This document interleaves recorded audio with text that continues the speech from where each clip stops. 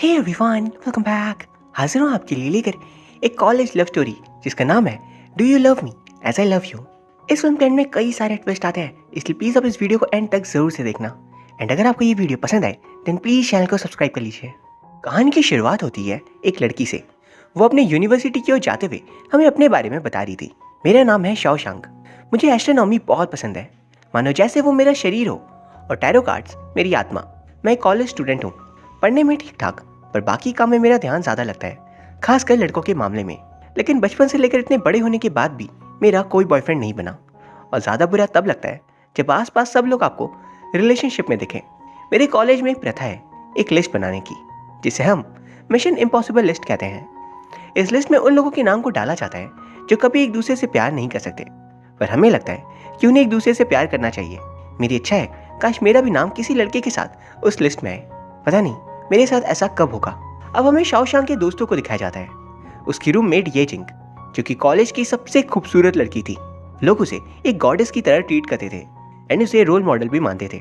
ये जिंग को अक्सर अपनी पॉपुलैरिटी मेंटेन करने के लिए कॉलेज के हैंडसम लड़कों के साथ फोटोज पोस्ट करनी पड़ती थी ताकि वो चर्चे में रहे, एंड उसके इस काम को संभालती थी शशांक। वहीं शशांक का दूसरा दोस्त था जाओ, जो कि बचपन से लेकर आज तक उसके साथ था। किंडरगार्टन, फिर स्कूल, हाई स्कूल और अब सेम कॉलेज भी। जाओ इस बात को एक अजीब डेस्टिनी मानता था कि हर बार वो सेम जगह ही पहुंच जाते हैं। शशांक और जाओ बचपन से इतने ज्यादा क्लोज थे कि कब शशांक के दिल में जाओ के लिए फीलिंग्स आ गई उसे पता भी नहीं चला। आज वो अपने एक दोस्त के पास आती है जो उसके टैरो कार्ड्स को रीड करता है, एंड वहाँ पर जब वो एक कार्ड को चूज करती है ये पता लगाने के लिए कि उसकी लव लाइफ जाओ के साथ कैसी होने वाली है, तो उसमें उसे पता चलता है आज का दिन उसके लिए एक नई शुरुआत की तरह है। आज ही उसे अपना प्यार उसे कन्फेस कर देना चाहिए। वो पूरे कॉन्फिडेंस में कॉलेज कैफे पहुंचती है। वहाँ बाकी सारे बच्चों के बीच जाओ भी बैठा हुआ था। जैसे ही शशांक जाओ को प्रपोज करने आगे बढ़ती है, उसी समय जाओ उठकर ये जिंग से कहता है मैं तुम्हें पसंद करता हूँ। ये जिंग, क्या तुम मेरी गर्लफ्रेंड बनना पसंद करोगी? ये देख शशांक को बहुत जोर का झटका लगता है, जो सिर्फ वही समझ सकती थी अपनी क्रश को, अपनी बेस्ट फ्रेंड को डेट करते देखने का दुख। वहाँ पर ये जिंग एट द मोमेंट जाओ का कन्फेशन एक्सेप्ट नहीं करती, क्योंकि वो सबसे पॉपुलर थी, एंड अगर वो इस कन्फेशन को एक्सेप्ट कर लेगी तो उसके चर्चे कम हो जाएंगे। एंड अपनी पॉपुलैरिटी को मेंटेन करने के लिए वो जाओ से कहती है मैं तुम्हें तब डेट करूंगी जब तुम मेरा एक टास्क पूरा करो। वो पूछता है ऐसा कौन सा काम है? इस वक्त पूरा कॉलेज उन्हें लाइव देख रहा था।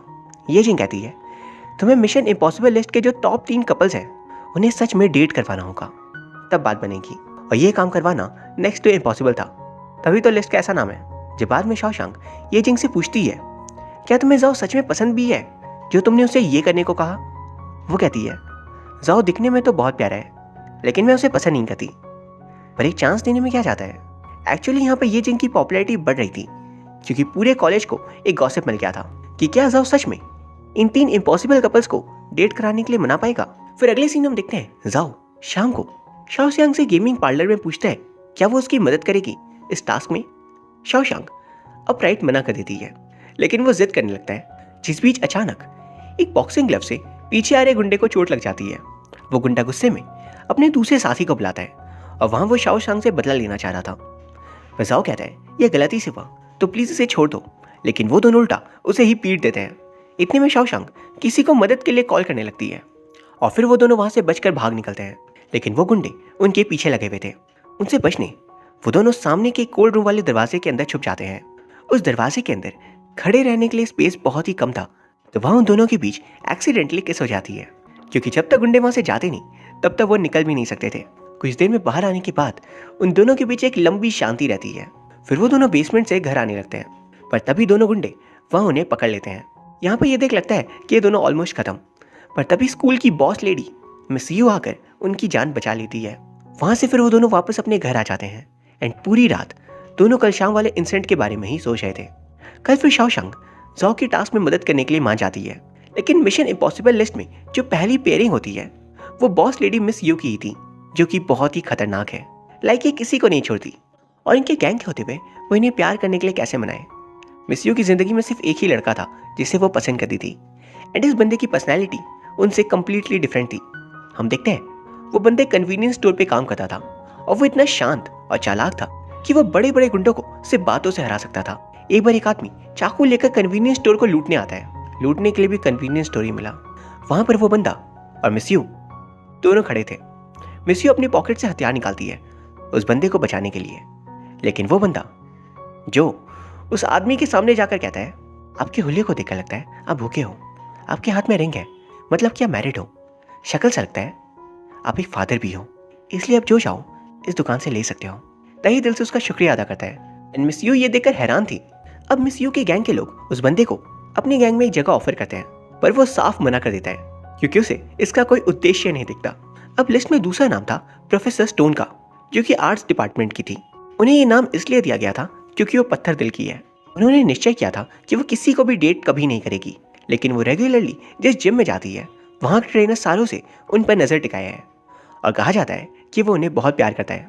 आयु कॉलेज की एक नर्ड स्टूडेंट जिसे पढ़ाई के सिवा सिर्फ एक चीज सूझती है, वो है डैन। डैन स्कूल का सबसे पॉपुलर लड़का है। एडी सारी लड़के उसके पीछे पागल है, फिर भी आयु उसके पीछे अपनी किस्मत आजमाती है, पर वो उसे हर बार रिजेक्ट कर देता है। आयु क्योंकि एक टॉपर थी, इसलिए वो डैन को इम्प्रेस करने के लिए एकदम सुंदर से नोट्स बनाकर लाती है, पर वो ठहरा स्पोर्ट्स वाला बंदा, वो घंटा इसमें इंटरेस्ट लेने वाला था। ये तीन कपल्स को देख शाओ और जाओ एक एक कर अब उनके टैरो कार्ड्स देखने लगते हैं, जिनमें तीसरे कपल आयु और डैन के कार्ड्स इस बात को बता रहे थे कि इनकी लव स्टोरी तो परफेक्ट है, पर फिर पता नहीं क्यों ये डेट नहीं करे। जरूर इनके बीच कोई मिसअंडरस्टैंडिंग है। वो दोनों फिर आयु का पीछा करते हैं। रास्ते में एक क्लब पड़ता है और वो अचानक वहाँ गायब हो जाती है।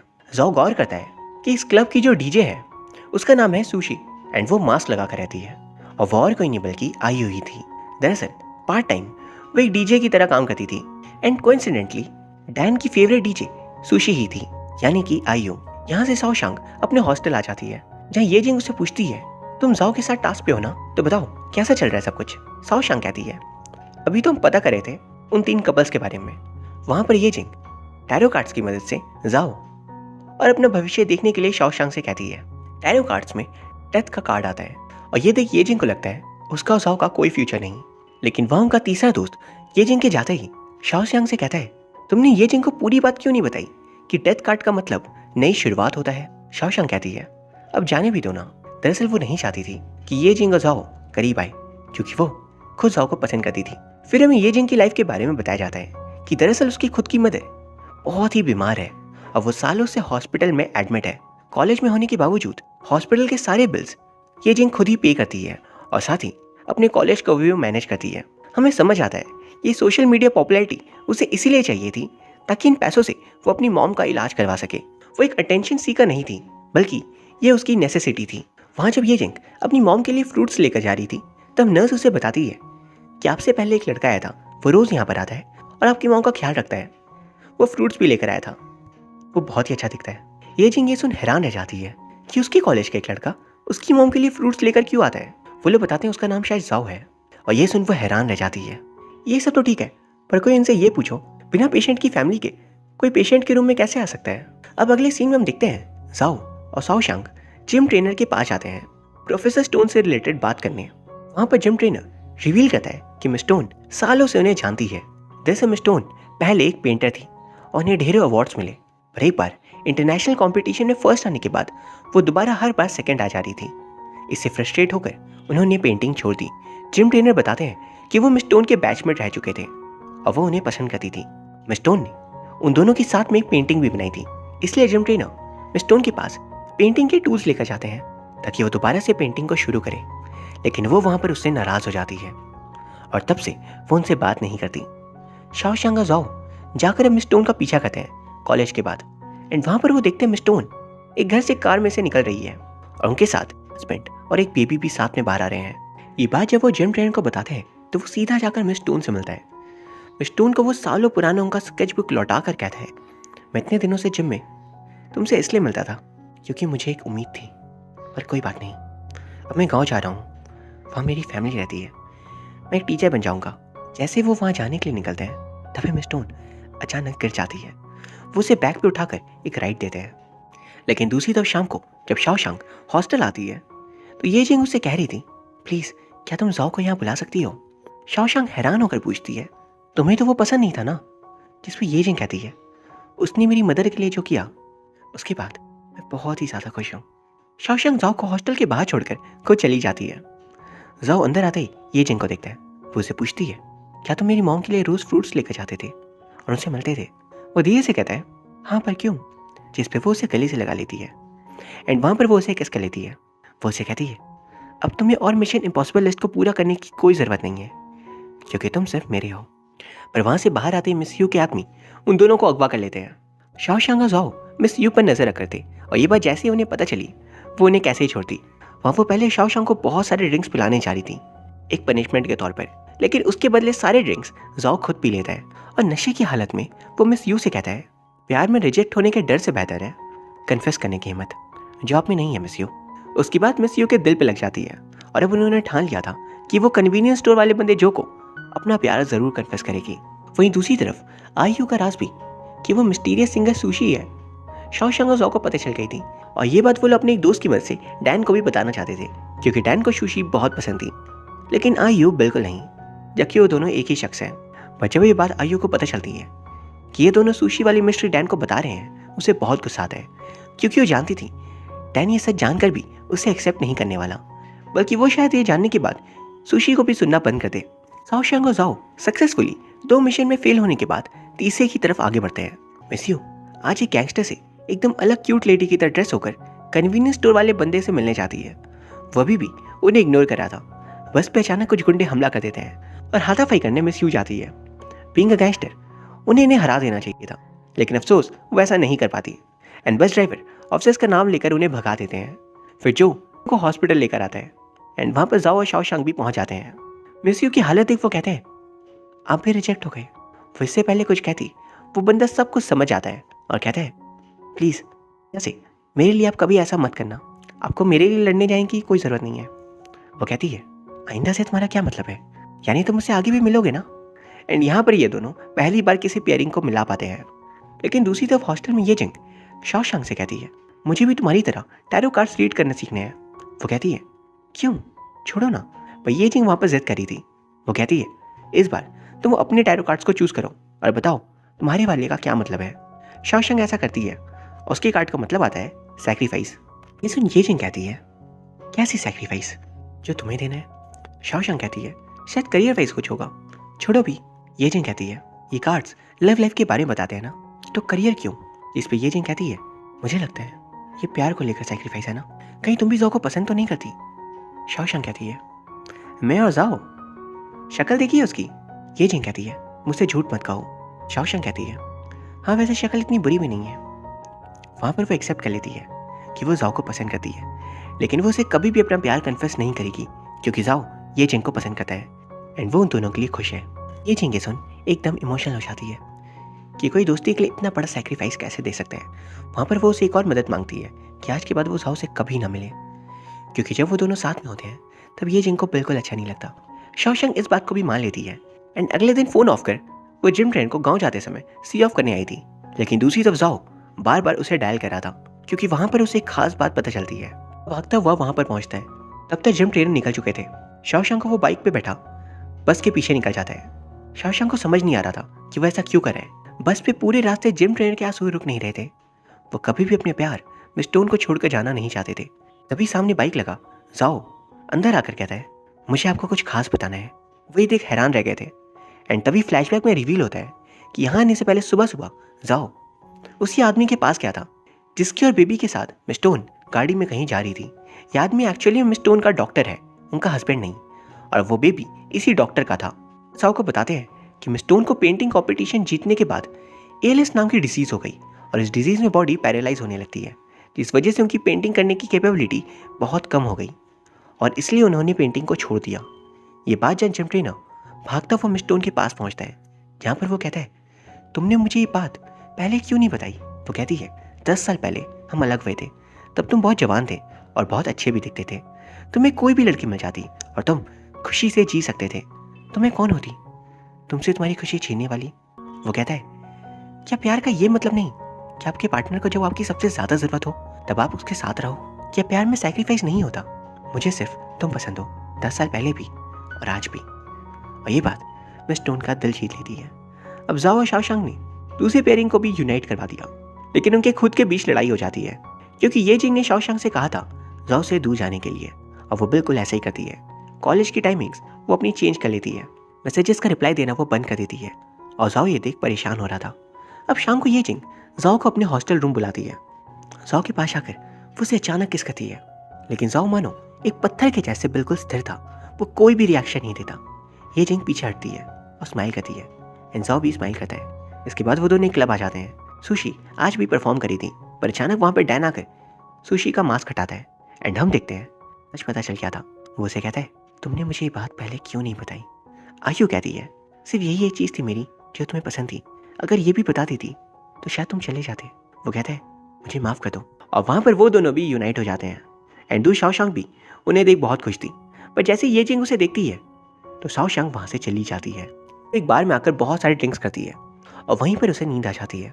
बाकी लोग भी वहाँ पर आ जाते हैं ड्रिंक्स करने। अचानक वहाँ पर मिस यू के राइवल गैंग के लोग आ जाते हैं। बीच लड़ाई हो गई थी एंड हमें वह ये तो नहीं दिखाया जाता कि आगे क्या हुआ, क्योंकि तुरंत सीन अगली सुबह शिफ्ट हो जाता है। शाओशांग की नींद अपने घर पर खुलती है। वो कॉलेज आ जाती है। जब डैन और बाकी लोगों से उसे पता चलता है जाओ हॉस्पिटल में एडमिट है, कल रात उसे बहुत चोट आई थी। ये सुन वो पागलों की तरह भागते हुए हॉस्पिटल आती है। वो ऑलरेडी उसका दोस्त और ये जिन मौजूद थे। डॉक्टर ने बताया था कि जाओ की कंडीशन बहुत ही खराब है और वो बहुत देर से अनकॉन्शियस है। शाओशांग ये जिंग से पूछती है प्लीज़ बताओ जाओ को क्या हुआ। वो कहती है कल हाथापाई में उसे किसी ने चाकू से स्टैब कर दिया, पर प्लीज़ तुम यहाँ से चली जाओ।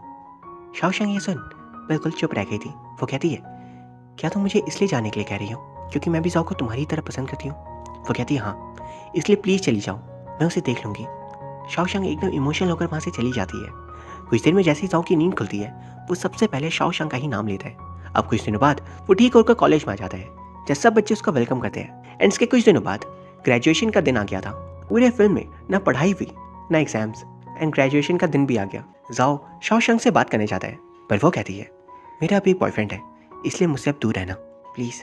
जाओ का ये सुन दिल टूट जाता है। वो वहाँ से चली जाती है एंड ये सब कुछ दूर से ये जिंग देख रही थी। इसके बाद वो रास्ते में चलते हुए इमोशनल हो जा रही थी। लेकिन वहीं दूसरी तरफ देखते हैं ये जिंग एक कमरे में पेंट करी थी।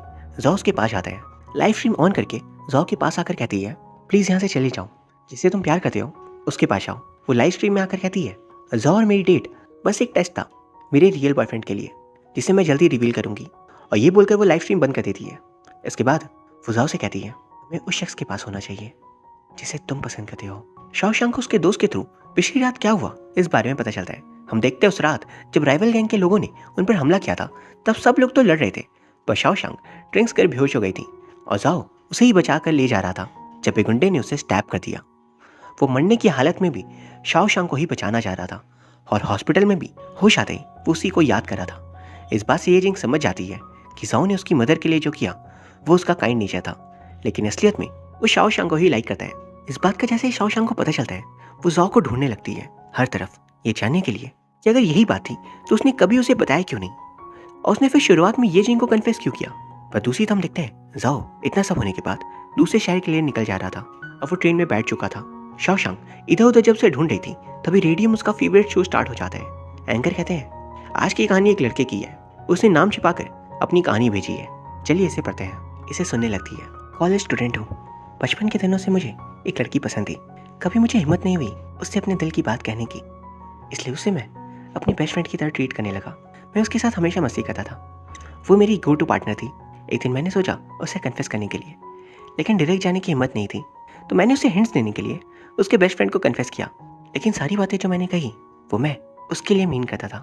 मैंने कई बार उसे बताने की कोशिश की, पर हर बार एक डर सताता था, इसलिए मैं पीछे हट जाता। अब जब जो इस बारे में मैं सोचता हूँ तो बहुत दुख होता है, क्योंकि वो हमेशा के लिए मुझसे दूर चली गई।